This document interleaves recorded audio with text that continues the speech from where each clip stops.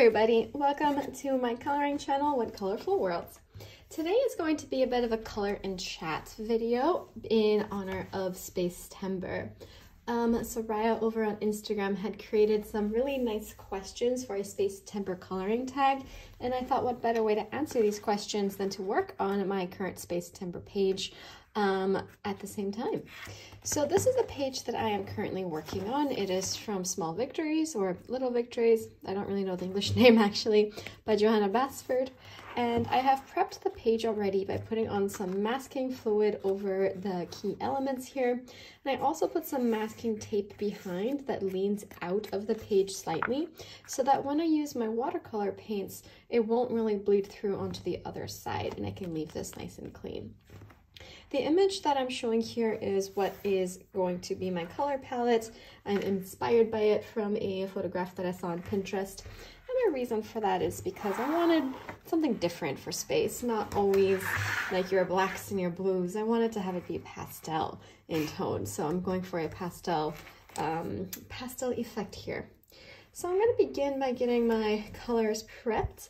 One of them, of course, is my quinacridone rose, other known as pigment violet 19 or PV19. And so I'm just kind of putting it over here, adding some water. I'm going to start, or attempt to start, I'm very bad at this.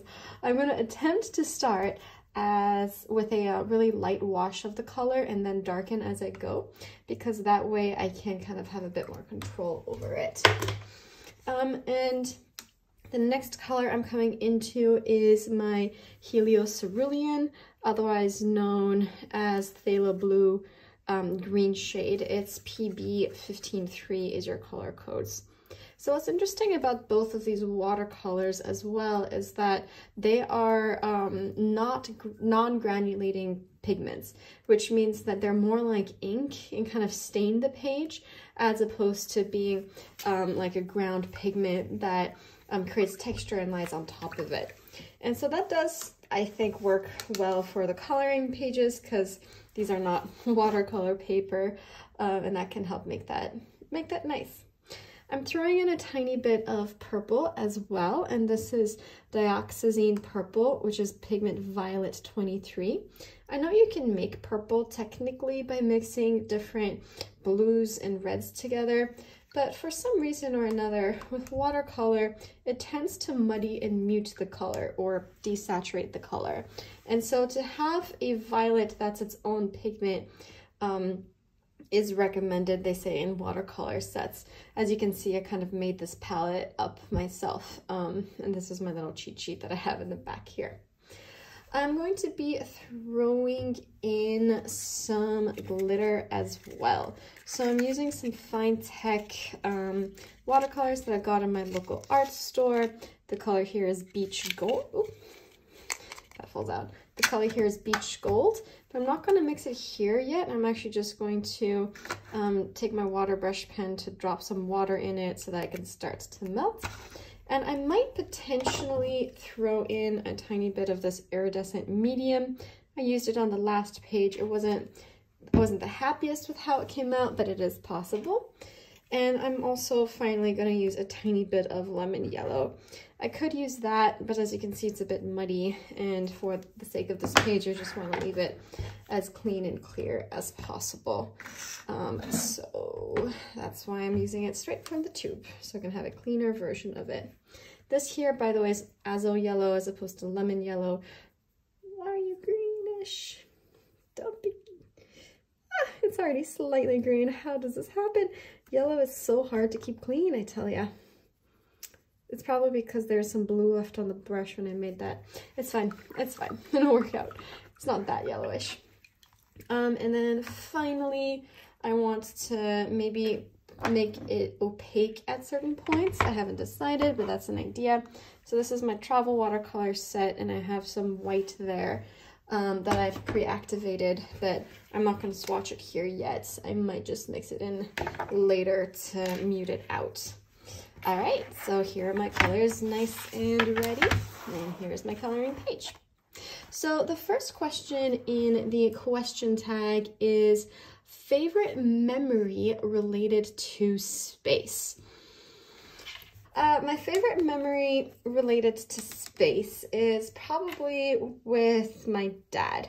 He wanted to kind of teach me the constellations when I was a kid. And so what he would do is wake me up at like 4 in the morning when the hemisphere would shift and different stars would come out, so he can show me some of the other constellations. I grew up around the equator, actually, and so the constellations that I would see at that time would be things like the Southern Cross. And I also grew up kind of in countryside with that area, and so it was nice and clear, and you can often see the Milky Way too. So I think that's my favorite memory associated with space, in huge part due to the fact that it was like a nice memory that I had with my dad as well. Coming into the second question, favorite space movie. You know, I kind of wish that I looked at some of these questions ahead of time to come prepared with answers. I'm not sure entirely. Let me think about that. I have a couple favorite ones. I think, you know, classic, the original Star Wars trilogy, you can't go wrong with that. It's also, I think, for so many of us, such a nostalgic movie as well. That had a lot of fun in it, a lot of goodness in it as well. So that would probably be on top of my list for favorite space movies. I did at one point in college watch all of Futurama, and so in terms of a space TV show, that's one that I recommend as being like nice and absurd. It's like slightly Simpson-esque with some of the absurdity that it has with it, which is fun. What other space movie? I enjoyed Arrival as well as an English teacher, just from the perspective of how they're trying to bring in the Sapir-Whorf hypothesis. Was kind of fun to kind of see. The Sapir-Whorf hypothesis is when you it's a hypothesis that the way you speak changes the way you think, and it's kind of part of the linguistical basis for some of the studies that they're doing. For example, I can't remember what community it is, but there's a community they were studying which had an amazing sense of direction at all times. And for them, however, they're part of the reason that even, you know, if they're in like the middle of a room, they have these fantastic senses of direction, is not just because they're more traditional, I guess you would say hunter-gatherer type people. It actually came down to the fact that they didn't have the words north, south, east, west like we do in English, but instead just had the words left and right. And so that way, whenever they're trying to talk about a direction, it was pinned to their bodies. And then what that meant is the way that you always, you know, in English, you're like, where's the coffee? It's to your left. We automatically look left. For them, they say, where's the coffee? Look south. Maybe it's opposite. Maybe it's not. They don't. Yeah, sorry. I'm getting it wrong. They don't have words in their language for left and right. They have instead the cardinal directions. So whenever someone says, pass me the coffee, for example, it wouldn't be look to your left. It would be pass me the coffee on the southwest corner of you. And so when you're suddenly pinning those things together, right? So pinning in the directions onto your body like that, it kind of changes your ability to have really good sense of direction at all times. And that's part of why they say that this group of people have a hard time getting lost. So the Arrival, which uses a Sapir-Whorf hypothesis, more just for one second, I forgot to see. This is the problem with doing these kinds of videos, is I'm a bit scatterbrained at the moment, or I guess also in general. So now you're gonna see me live. Yeah, so what's kind of interesting about the movie Arrival is that they deal with the Sapir-Whorf hypothesis, and they do so with this idea that this woman is able to change her understanding of time and kind of like see space-time continuum in a different manner because she learns the aliens' language, and that's how they see time. So it's kind of interesting as a hypothesis for that. I think it's with Rachel McAdams as the main actress in the movie.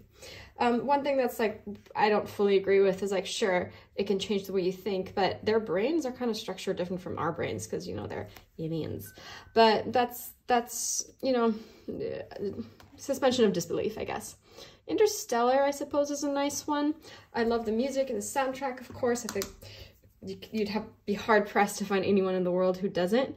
But the one thing that kind of just like annoyed me with Interstellar is the fact that at the end of it, he had his happy ending of being reunited with his daughter and being found again. Like, the probability of that is just so unrealistic and was more Hollywoody.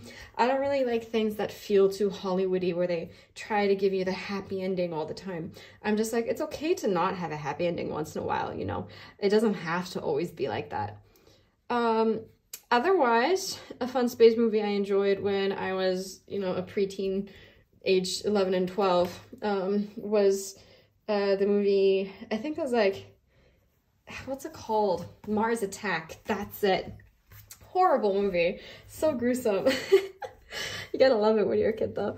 And I also enjoyed Independence Day, when he had, like, Will Smith and all the swearings. I didn't know, like, I rewatched that movie as an adult, and then, like, his girlfriend was like, at one point, oh, it was like a pole dancer or something to the president's wife, the first lady. When I was a kid, I didn't realize that there was something negative associated with that. I just thought that she liked to dance, and she liked to dance in the club, and that was her job. Like, I didn't understand that it had, like, those negative connotations to it, like you do these days. But anyway, those are some of the different, sorry, I lost track of the question. The different movies, favorite space movies, that you could say are out there. All right, moving into the next question. Favorite space TV series? Oh, I already answered this. That would be Futurama. I haven't watched it since college, like, what's that, like over a decade ago. So I don't fully remember all aspects and elements of it, but that's a really fun one.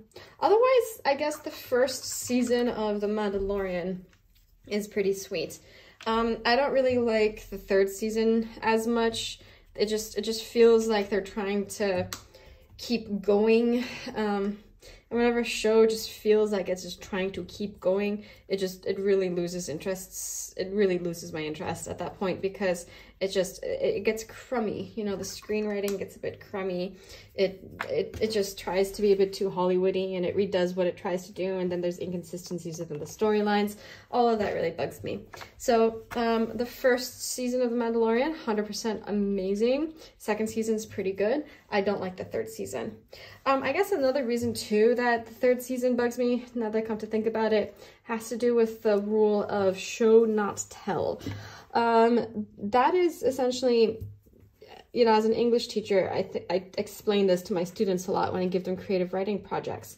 You want to ensure that the actions speak for themselves. Because if you're explaining the reasoning behind things or how someone's feeling using dialogue instead, that's kind of assuming that the audience didn't get it. And it's a bit offensive to the intelligence of the audience that you have to, like, you know, break it down and say it in dialogue for them. And, you know, your audience member should theoretically be smart enough to kind of like figure those elements out for themselves. Now, the first season of The Mandalorian did a fantastic job with the show not tell. There's a good a YouTube video which explores this more. I suppose I can link it up here if I can find it. And I use this this YouTube video with my students a lot, actually, to kind of explain this rule for them. But the main gist of it is the moment when Mandalorian, when he was in his spaceship, decided to intervene and take the baby under his wing, he was sitting in his spaceship, he looked at the little baby thing in the side, he looked at the controls in front of him, and he paused. There was no words at all. But you as an audience member knew exactly what he was going to do at that point. And that's because they did a phenomenal job of show not tell. Through the use of his body language, the symbolism of like the little Yoda, baby carrier. And so it just really made it more interesting. and allowed you as the audience to put two and two together. And so I think that's another element of it too, right? Like if you as a member of an audience can put two and two together, it is more interesting for you, like way more interesting. And that's something that's just so incredibly important, which is often overlooked and missed because screenwriters sometimes are scared that they won't get the point, they won't get the point. But the thing is, a smart enough audience member will get the point because all humans are good at reading body language. Like all humans are good at understanding, like, you know, nonverbal cues. We don't need everything to be verbalized, right? Like if someone's mad at you and they're giving you a cold shoulder, that's body language. You don't have to have a dialogue saying, oh, I'm mad at you, so I'm ignoring you, right? Like, come on, that's just dumb. So that's why I do not like the third season of The Mandalorian, but I do like the first season very much, and the second one's a compromise between the two. I'm just gonna let this dry here a second first. I'm probably gonna have bleed through on the other side because it got a bit heavy towards the edges, but I'll fix that page when I get to it. This is still all an experiment. I like what I have so far, I think, but I also want to make sure I make this a bit more pastel as well. Like it's a bit too dark for me, especially this corner with all of these purples. All right, I'm going to silence the video for a second and use my trusty old hairdryer to dry this page so I can come in with a second, more pastel toned layer.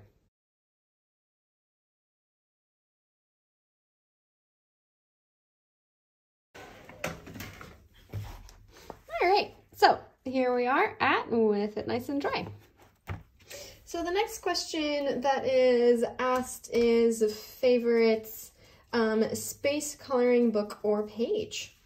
I guess the only pure dedicated space coloring book I own is Kirby Rosen's Alien Worlds. You cannot go wrong with that book. That's always a very, very awesome choice. And so I would say that that would be probably my favorite one. Within that, in terms of my favorite page, I would say that the whole planet system, the glittering planet, like the Crystal Kingdom, I think that's what it's called, has to be my favorite. And that's in part because you can just imagine it being so nice and bright and filled with pastel colors. Nope, the pastel color range is not my favorite color range. It's not my go-to color range either. I don't actually color pastels often at all. And so I think part of me saying that I love that is because it's something new for me, coloring more like pastel-y colors. And so just having that, I guess, opportunity to color more pastels within that landscape is something that I find really nice. And I also kind of like the idea of it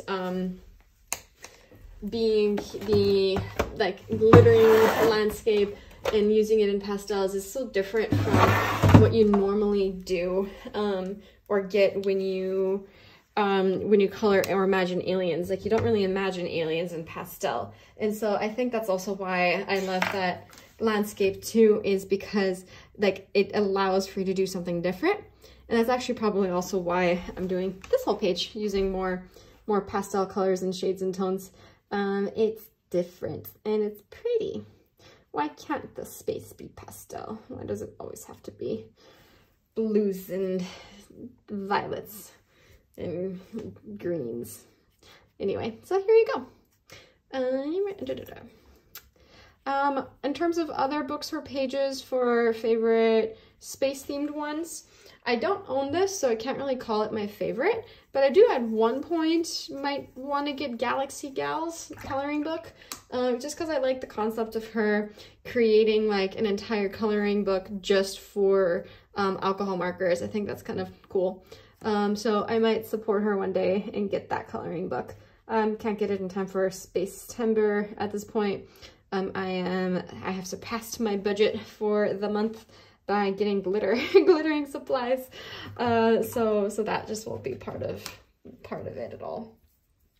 And so yeah, I also have budgets as well. It's so easy to overspend in this hobby because there's so much you want to get and there's so many things you can get. It just gets so exciting. but you have to like pace yourself, you know, you can't get everything. And also if you get everything at once, you don't appreciate what you do have as well. So for example, I want to make sure that I just have a significant amount of pages colored in each of my books before I invest in new books. I'm more likely to buy new art supplies than new books at this stage too, but I'm prioritizing spending my money on not like colors, but external supplies, for example, like this Winsor & Newton iridescent medium. A bit hard to see on camera, but it's giving it a shine. It's a glittery space we have coming up here. Speaking of glitter, I'm going to experiment a tiny bit with these droplets of gold as well. Might be a terrible idea, might be a good idea, but I think it was in my reference photo, so let's see if this does anything to the page. Why not? We'll find out. It might be awful, it might be good. And I think I'll come on top of this afterwards too with some white gouache to make more like white cloud-like shapes. But for the moment, I'm just trying to fix some of these blends and pastelify all of these blends. All right, next question. Favorite supplies to color space? Ooh, wonderful question, considering I'm currently doing one. Probably watercolor, I guess. And that's in part because I don't know how to color space very well. One of the reasons I think I love this challenge, and challenges in general, is that it forces you to step outside of your comfort zone. And my comfort zone is solidly placed outside of the realm of space. So just being forced to experiment with more like loose, flowy backgrounds, and galaxies, is something that's new, and very exciting. So in terms of favorite, I don't have one yet because I don't have enough experience to call it favorite. But out of the ones I've tried, right now this watercolor is very fun. So maybe I can add this to my list of favorites. Otherwise, I probably will enjoy the ink tints. I haven't done that yet, but I have a couple of tutorials lined up to watch and follow.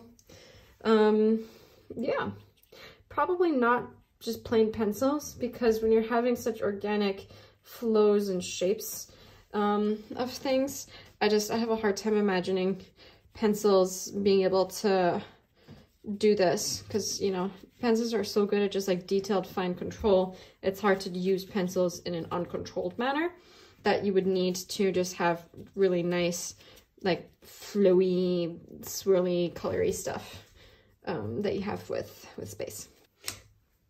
Otherwise, I guess in terms of other mediums to color space, Posca pens, 100%. Any kind of white acrylic marker is always going to be incredibly helpful to put in all of your fancy little stars. So I'll add that to my favorite supply list. And masking fluid, so that you can mask out little white spots to preserve stars, is going to be on my list as well for favorite supplies. Otherwise, next question, we have favorite colored space page. So the favorite page that I've ever done that I've colored as space. I don't have one. I don't think I've done that many space themed stuff at all. So I can't answer that question. Like I mentioned, this is new for me and I'm excited. Thank you very much again, Soraya, and all of the other buddy colors who created this. I'm in love with the gold. Sorry, side note. It's so shiny. I was not a metallic, glittery person at all until recently. This is super fine. I put it on top of the yellow, and that's what makes it shine even more than when you put it on top of the other colors. It's gonna be so glittery. So excited. Okay. Next question. What do you love about the space theme? The ability to learn something new, the opportunity to kind of just have more relaxed flows to the coloring, for sure. Because I'm a Prismacolor pencil girl, right? So I'm kind of more controlled in that sense. But along with the control, I'm messy, so I'm ironically a controlled mess with my coloring. So I just like the idea of letting loose to kind of have some of these just flowing organic shapes and experiment with it, like I'm experimenting with this now. I'm 100% in love with what I'm doing right now with this, so maybe this will end up being my favorite coloring page, to answer the previous question. And what else do I love about the space theme? I think that it is also really pretty.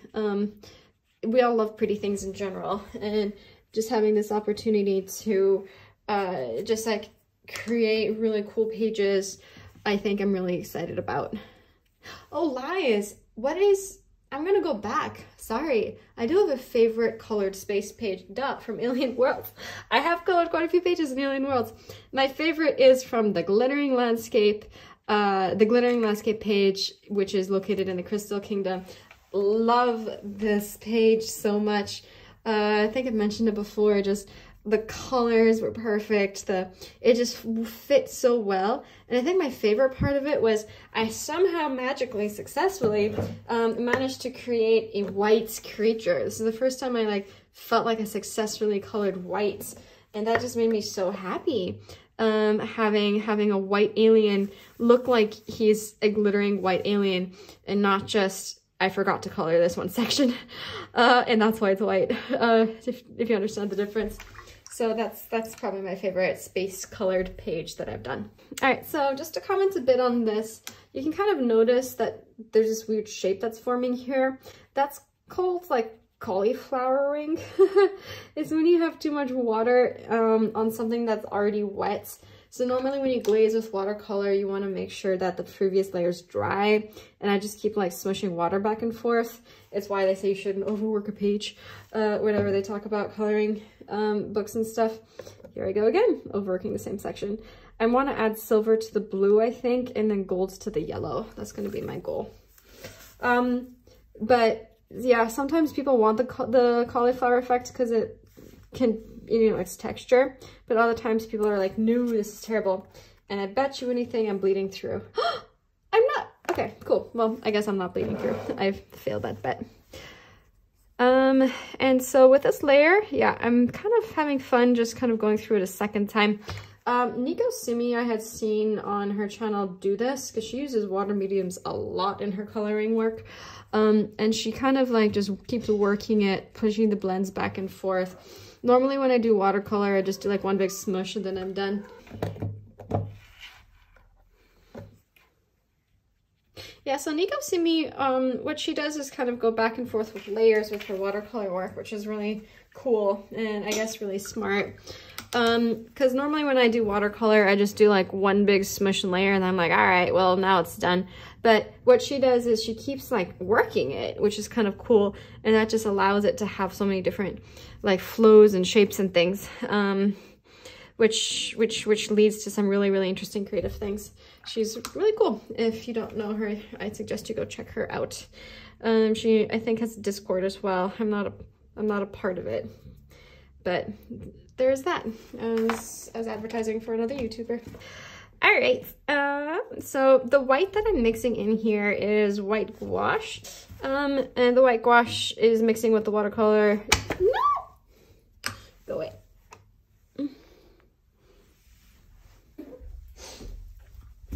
Sorry, he's naughty. He attacks my toes when I sleep to wake me up so that I can go play with him. It's wild. It's my first kitten that I've ever owned as well, so I'm enamored. I don't know, if you're not a cat person, you're probably like rolling your eyes and thinking to yourself, see, cats are terrible. And if you are a cat person, you're probably thinking, oh, that's so cute. He attacks your toes and wakes you up. Cats, whatever. My other cat, Minnie, is not really like my cat in the sense that I'm not her human. Like, she's technically my cat, I technically own her, but she loves my boyfriend and now she loves the kitten and she does not love me. I have had a long time to try to reconcile myself to that because, you know, she is my cat, but it's okay. Some cats just choose their people. Minnie had a sister named Karen who was my cat.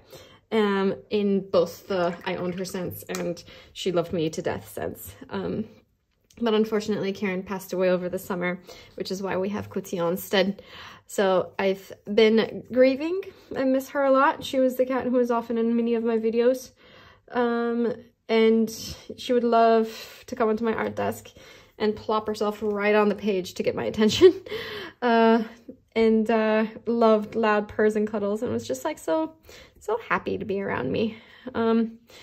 But she wanted to go on an adventure and she got through the balcony and passed away by falling, which is very sad. And reminds PSA for everyone out there, secure your balconies.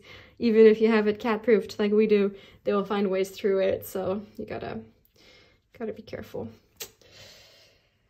All right, so there's a lot of glitter in this upper corner. And there's not so much anywhere else. And I feel like you kind of have to bring it through to balance it. Otherwise, it's not considered like balanced. Like you can't just have it all plopped in one corner and then ignore it in the rest. So I'm just bringing in some of this iridescent water medium.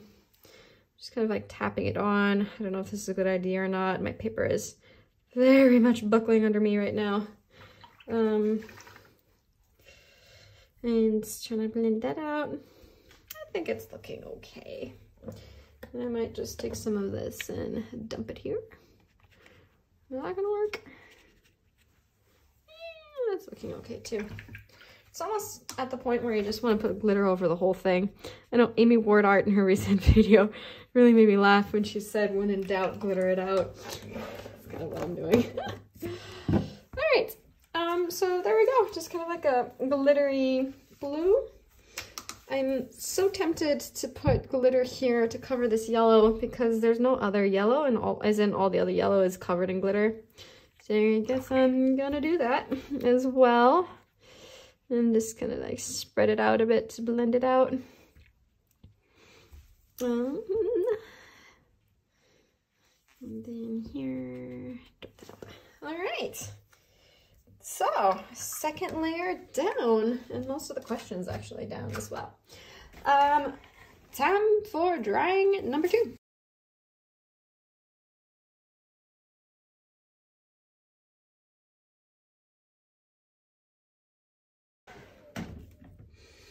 All right, so we are done at this moment, and let's have our unveiling and reveal.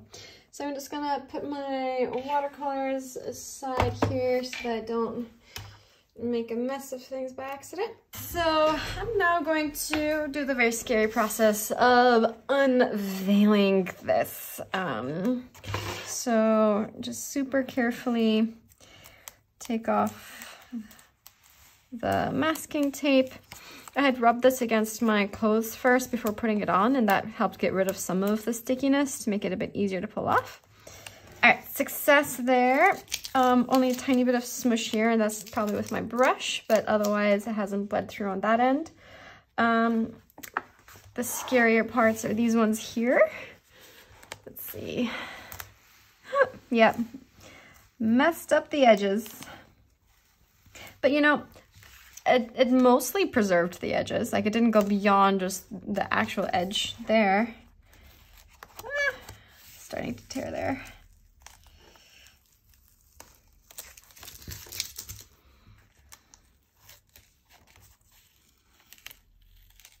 Yeah, this one's mostly decent. I managed to fix the tear. And this one here.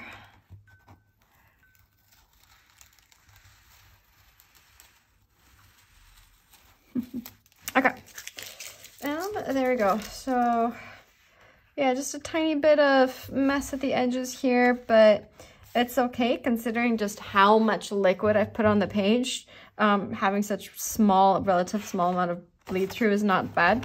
But what I really think is kind of cute and funny is that the binders have been dyed by the watercolor paint, so the stitching has come in like that. All right, so I'm gonna be using something that's like a masking fluid eraser. It's just a piece of like rubber, but not like an eraser rubber, like it's kind of stuck together. And it has a really good tension to it, which helps lift the piece off. It protects the skin of your fingers a bit more when you do it that way. And as I do it, I will probably tear the page a bit, but that's fine. and I'm going to answer the final 2 questions. Question number 8, favorite space quote. My favorite space quote is the only one that I know, I guess, off the top of my head. If you have to look it up, is it really your favorite space quote? So it's probably when Leia turned to Han Solo and said, "I love you." And he responded by saying, "I know." Like, I love it. It's classic. Instead of "I love you too." Apparently, Harrison Ford had ad-libbed that as well. Like, it wasn't part of the original screenplay. Original screenplay was him saying, "I love you too," and, you know, having a cheesy confession moment. I think that so many of the great quotes came from the actors themselves, just deciding in that series to like ignore George Lucas's screenwriting and just go for it themselves, and ended up being a bit better. That's the rumor I heard, at least. I don't know how true that is.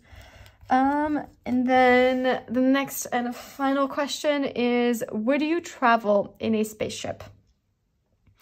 It depends on how good the spaceship is. If you're asking me for like nowadays, with the space tourism that like Elon Musk is trying to eventually create, maybe, probably not one of the first ones, because of, you know, I want to make sure that any accidents they have don't involve me in it. It's also going to be expensive, but sure, I think that could be cool. I know that my partner is a huge space nerd, way more than I am in like sciencey space nerd. Like, he watches a lot of informative YouTube videos on space and astrophysics and flights, and he's like always fascinated at every single space launch, whether it's from NASA or from Elon Musk's or from, I guess, Boeing. He just watches all of them. He would love to travel in a spaceship. That is his dream. If he could, you know, spend his entire retirement money and die poor, but died having gone into a spaceship and traveled to outer space, he 100% would say yes.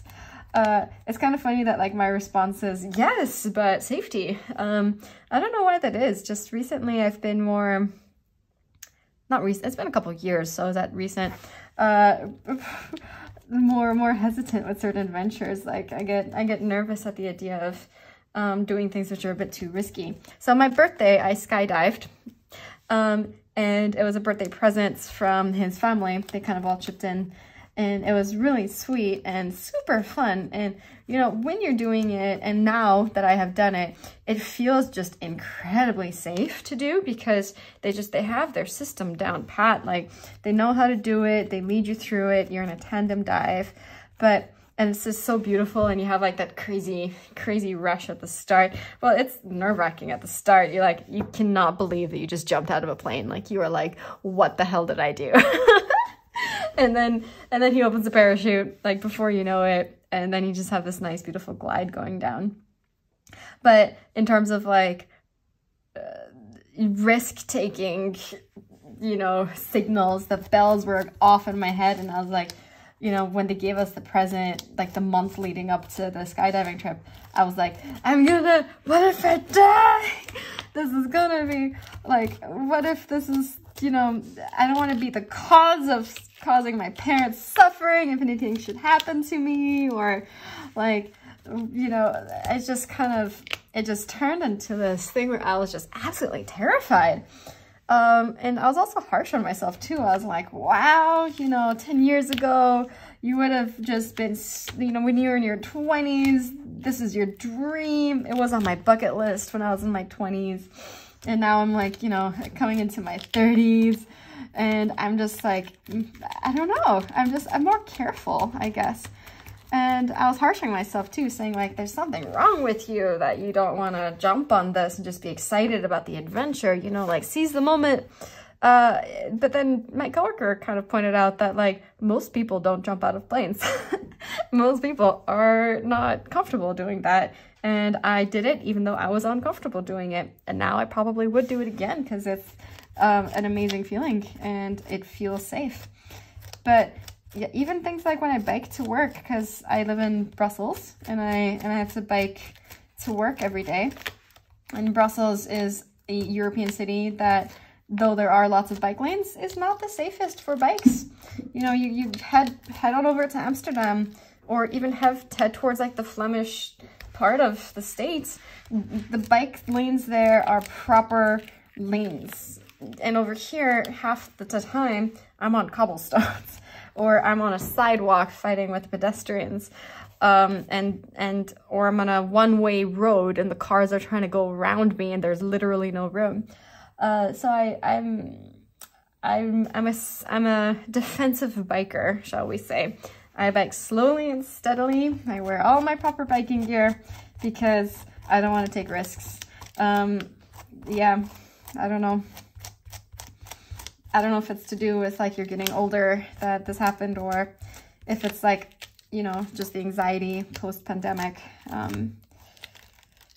When, I don't know, I think a lot of people developed different anxiety post-pandemics. Let's not talk about COVID. But here we come. This is the coloring page coming to life. A tiny bit of tearing, but that's okay. And this is just looking so gorgeous and beautiful. I'm super happy with the color choices that I made, and I'm glad I'm going pastel with this. Super fun to explore this with Spacetember. All right.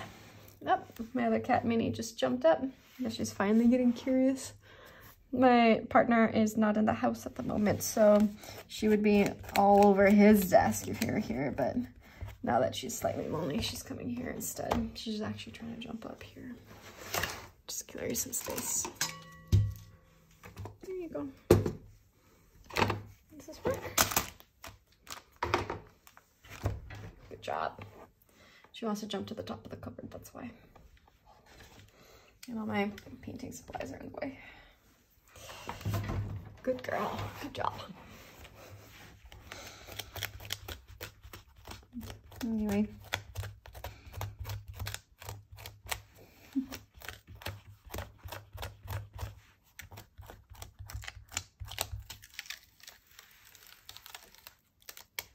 Super satisfying. Pull it off like that. Okay.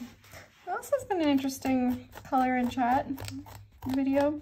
I can kind of see why many YouTubers tend to do this. It's so like soothing to just like color and chat. Even though like you can't like quite respond yet unless you respond in comments or things like that. It's kind of soothing. Just color and chat, explain yourself verbally to whatever audience is out there listening in our beautiful wide space world. Oops. There we go. Yeah, it's a pretty page. There you go. And so what's left to do is to take a white paint pen and kind of just like finish outlining and clarifying some of these stars. I might paint in and color in some of the bigger Johanna stars and then just add more white dots here and there. I'm probably going to stick with the same color scheme for the inner planets, but do so in pencil. And what that will allow happen is some cohesion within the piece, because if you just suddenly jump out of the color scheme, it gets a bit wonky. But yeah, I'm overall super happy and proud with how it looked up. I even ended up creating a tiny bit of green there. Thank you so much for joining me on my color and chat. Hopefully this was a fun way for you to see how you can create a pastel galaxy sky and get some answers answered for the Spacetember coloring tag. Thank you for bearing with me this long, if you've been here for this long. And comments down below what your favorite memory related to space is. Or better yet, if you're on Instagram or YouTube, join in on the Spacetember coloring tag, and remember to tag Soraya and Spacetember 2024 to help support their initiative. Thank you again. Have a wonderful day.